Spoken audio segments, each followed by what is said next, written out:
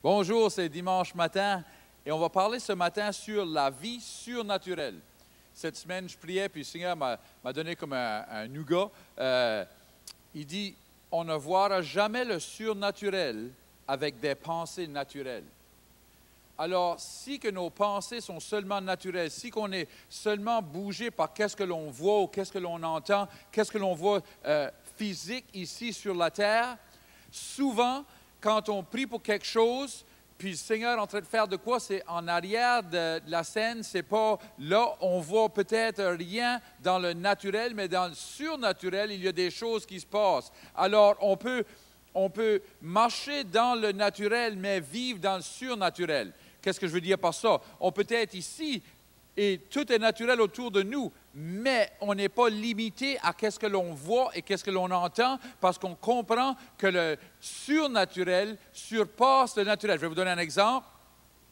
Il y a une loi qui est appelée la loi de la gravité. Alors, si on tire une pomme en l'air, elle va tomber. Si une pomme tombe d'un arbre, elle nous cogne sur la tête. Elle ne monte pas, elle descend. La gravité, ça fait que les choses tombent et descendent. Mais il y a une autre loi qui est appelée la loi du lever. Alors, la loi du lever, c'est ça qui fait qu'un avion, qui est un gros morceau de fer qui pèse des 1000 et des 1000 livres, peut passer au travers des ciels à 100, 200 000 à l'heure parce que la loi du lever surpasse la loi de la gravité. Alors, quand on comprend ça, on comprend que aussitôt que la loi du lever arrête, la loi de gravité prend place.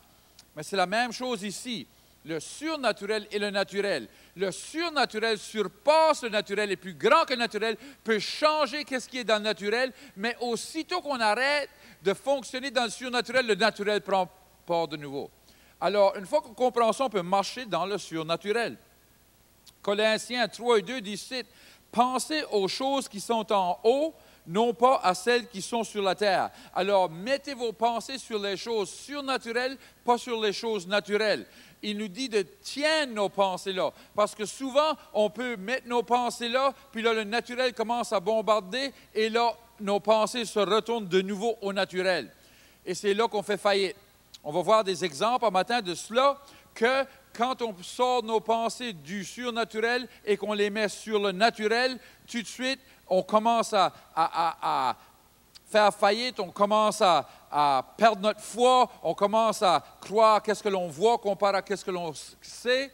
Alors, c'est très important qu'on comprenne ça. 2 Corinthiens 4 et 18 dit « Nos regards n'étant pas fixés sur les choses qui se voient, mais sur celles qui ne se voient pas. Car les choses qui se voient sont pour un temps ou temporaires, mais celles qui ne se voient pas sont éternelles. Et les choses éternelles sont plus grandes que les choses temporaires. Et les choses éternelles sont au-dessus ou surpassent les choses temporaires. Parce que les choses temporaires qui veut dire sont sujets au change. Mais les choses éternelles ne sont pas sujets au change, ils sont toujours les mêmes. C'est pour ça que Jésus, qui est un être surnaturel, il est le même hier, aujourd'hui et demain. Il ne change pas, gloire à Dieu. Mais les choses tout autour de nous peuvent changer. Ils sont temporaires. Et ils ne peuvent pas seulement changer, mais ils sont sujets aux choses spirituelles. Tout ce que l'on voit dans le naturel a été créé par la parole de Dieu, a été créé par quelque chose qui ne se voit pas, qui est la foi de Dieu. Alors, notre foi opère la même chose. Notre foi cause que les choses qu'on voit dans la Bible peuvent changer les choses que l'on voit sur la terre. Gloire à Dieu. Amen. Alors, on doit marcher dans le surnaturel dans nos pensées pour pouvoir marcher dans le surnaturel sur la terre. Je vais vous montrer des exemples. Matthieu 14, 28. Pierre lui répondit, « Seigneur, si c'est toi... » Jésus marche sur l'eau, ils sont dans le bateau, et Pierre répond, il dit, « Seigneur, si c'est toi, ordonne que j'aille vers toi sur les eaux. » Et il dit, « Viens. » Pierre sortit de là-bas. On parle souvent de Pierre. « Oh, Pierre, qu'est-ce qu'il est trop big, Pierre? Il aurait dû croire Dieu, il aurait dû... » Pierre n'a pas calé. Il a commencé à caler. Écoutez. et marcha sur les eaux pour aller vers Jésus. Mais voyant que le vent était fort, il eut peur et il commença à enfoncer. Il s'écria, « Seigneur, sauve-moi. » Aussitôt Jésus étendit la main, le saisit et lui dit, « Homme de peu de foi, pourquoi tu doutais? » Et ils montèrent dans la barque et le vent cessa. Ce passage ici, une journée, je m'emmenais je venais à prière, pour dire la vérité, ça fait comme 10-15 ans de ça. Puis je venais à prière le matin, puis je venais de Riverview à Moncton, puis tu traverses le causeway, puis là, il y a la rivière. Puis la rivière était calme, ce jour-là, c'était comme un miroir. Puis le Seigneur dit, « Pourquoi qu'il n'y a personne qui marche sur l'eau? » Je dis, « Qu'est-ce que tu veux dire? Pourquoi? » Mais il dit, « Pierre a commencé à s'enfoncer à cause du vent et des vagues. Qu'est-ce que le vent et les vagues ont à faire avec marcher sur l'eau? » Je commence à penser, « C'est vrai, sur une journée calme, il n'y a personne qui marche sur l'eau. Il devrait pouvoir, si c'est le vent et les vagues qui nous arrêtent de marcher sur l'eau, on devrait pouvoir marcher sur l'eau quand l'eau est calme. Mais non, parce que les vagues et le vent n'ont rien à faire avec marcher sur l'eau. Mais pourquoi Pierre a commencé à s'enfoncer quand il a vu les vagues et le vent? Et là, le Seigneur commence à me parler, il dit, « Pierre était un pêcheur. » Oui, grosse révélation. Pierre était un pêcheur, il faisait la pêche. Et là, je m'en étais à la prière, puis là, je commence à méditer ça. Pierre est un pêcheur. Pierre est un pêcheur. Je prie en langue. Pierre, le Seigneur va me montrer qu'est-ce qu'il veut dire pour ça. Puis tout à coup, ça m'a venu. Quand j'étais pasteur à Canso, en Nouvelle-Écosse, il y avait toujours des histoires que pour rentrer dans Canso, il y avait des roches sous l'eau là. Puis là, si tu perdais la force de ton moteur ou si ton moteur s'éteindait, il y a beaucoup de pêcheurs qui ont foncé dans les roches parce que le vent les poussait là. Puis il y avait toutes sortes d'histoires de pêcheurs que dans des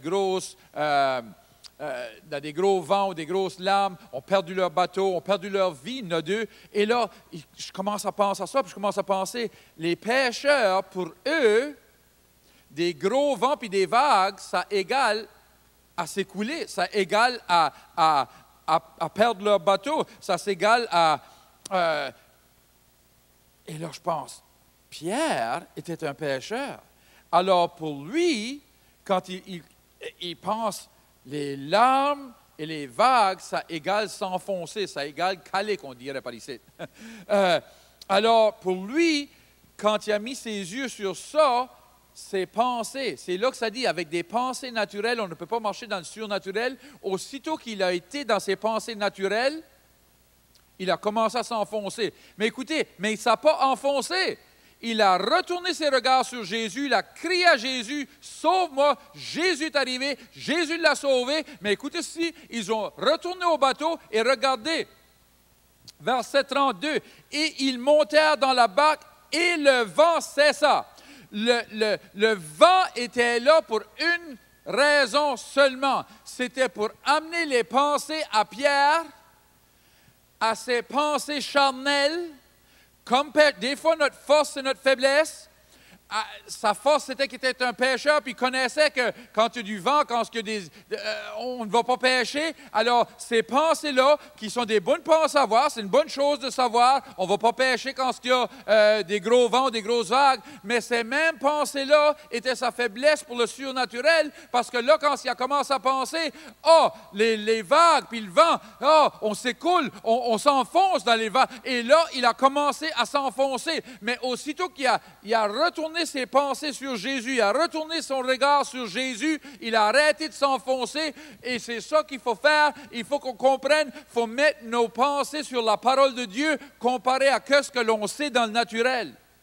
Parce que des choses qu'on sait dans le naturel, ce n'est pas des mauvaises choses, c'est bon pour opérer dans le naturel. Mais quand tu veux opérer dans le surnaturel, tu dois mettre tes pensées sur la parole de Dieu, pas sur les choses naturelles. Gloire à Dieu. Vous pouvez comprendre ça. C'est pour ça que Dieu dit, on ne verra jamais le surnaturel avec des pensées naturelles.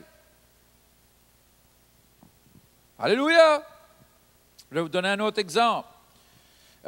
Luc 5, verset 1. Comme Jésus se trouvait auprès du lac Génésaret et que la foule se pressait autour de lui pour entendre la parole de Dieu, Il vit au bord du lac 2 bacs, d'où les pêcheurs étaient descendus pour laver leurs filets. Il monta dans l'une de ces bacs, qui était à Simon, et il pria de s'éloigner un peu de la terre. Puis il s'assit, et de la barque il enseignait la foule. Lorsqu'il eut cessé de parler, il dit à Simon, « Avance en pleine eau, et jetez vos filets pour pêcher. » Simon lui répondit, « Maître, nous avons travaillé toute la nuit sans rien prendre, mais sur ta parole, je jetterai le filet. » L'ayant jeté, ils prirent une grande quantité de poissons et leurs filets se rompaient. Ils firent signe à leurs compagnons qui étaient dans l'autre bac de venir les aider. Ils vinrent et ils remplirent les 2 bacs au point qu'elles s'enfonçaient. Quand il vit cela, Simon-Pierre tomba aux genoux, dit à Jésus, « Seigneur, retire-toi de moi parce que je suis un homme pécheur. » Car l'épouvante l'avait saisi, lui et tous ceux qui étaient avec lui, à cause de la pêche qu'ils avaient faite. Ils en étaient de même de Jacques et de Jean, fils de Zébédée, les associés de Simon. Alors Jésus dit à Simon, « Ne crains point, désormais tu seras pêcheur des hommes. » C'est la même chose. Ceux-ci, c'est des pêcheurs. Alors ils comprennent, on pêche la nuit, parce que le jour, le soleil, ça touche sur le filet qui est dans l'eau et ça reflète. Et là, les poissons peuvent voir la réflexion du soleil sur le filet. Ils savent qu'il y a un filet là, ils se tournent, ils ne vont pas dans le filet. Alors on pêche la nuit, de même les poissons ne peuvent pas voir le filet. Alors quand Jésus lui dit ça, tout ce qu'un pêcheur sait, comme pêcheur, dans le naturel, était jeté à l'eau. Alléluia pour la vérité. Alors, Pierre dit, Seigneur, on ne pêche pas le jour, c'est pas. Mais à ta parole, comprenez-moi, mais à ta parole, on va laisser le surnaturel être plus grand que le naturel. Dans le naturel, on ne fait pas ça. Mais à cause que tu nous as dit ça, à cause que ta parole dit ça, on va le faire quand même. On va faire qu'est-ce qui semble fou. Et ils le fassent. Et qu'est-ce qu'ils se produisent? Ils produisent la plus grande pêche de leur vie. Gloire à Dieu. Et c'est là qu'ils ont vu, ceci, ce n'est pas naturel. C'est pas naturel de prendre du poisson dans le jour avec un filet. C'est juste pas naturel. Si vous connaissez quoi à propos de la pêche, c'est pas naturel. Non, c'est surnaturel. Alors Jésus est en train de leur montrer, tout ce que vous savez dans le naturel, ça ne compte rien dans le surnaturel. C'est ma parole qui est première place dans votre vie. Et si vous prenez ma parole et vous actez sur ma parole, vous allez marcher dans le surnaturel, gloire à Dieu. Et vous allez voir des récoltes. Mais il dit, encore meilleur que ça, allez gagner des âmes, gloire à Dieu. Ça, c'est un autre sujet qu'on peut parler plus tard. Mais je veux vous encourager. Si le Seigneur vous dit de faire quelque chose, et ça semble que c'est fou, ça ne fait pas de sens, ça ne fait pas de bon sens dans le naturel, laissez-les pas de côté, parce que le surnaturel est plus grand que le naturel, et le surnaturel ne fait pas de sens au naturel. Comprenez-vous? Alléluia. Je veux vous encourager, peut-être que vous écoutez aujourd'hui et vous dites, moi, je n'ai jamais même demandé à Jésus d'être mon sauveur. J'ai jamais demandé au Seigneur de me pardonner de mes péchés. Peut-être vous ne savez même pas que c'est même qu'on vient au Seigneur, qu'on lui demande pour pardon pour nos péchés et on lui demande d'être notre Seigneur de notre vie. Si c'est vous, ou peut-être que vous avez vécu pour le Seigneur et là vous avez été d'un autre chemin pour un bout de temps et là vous retournez. Si c'est vous ce matin, j'aimerais prier avec vous autres. On va prier ensemble. Seigneur, je te remercie d'avoir envoyé Jésus. Pardonne-moi de mes péchés. De ce jour ici, je vais te suivre avec tout mon cœur. Dans le nom de Jésus. Amen. Si vous avez prié cette prière, on aimerait ça de vous voir. On est ici dimanche matin, 9h et 11h. Et le service de 11h, on a traduction simultanée en français. Si vous ne comprenez pas bien l'anglais, on a des écouteurs, vous pouvez écouter en français. On aimerait ça vous voir. Que Dieu vous bénisse.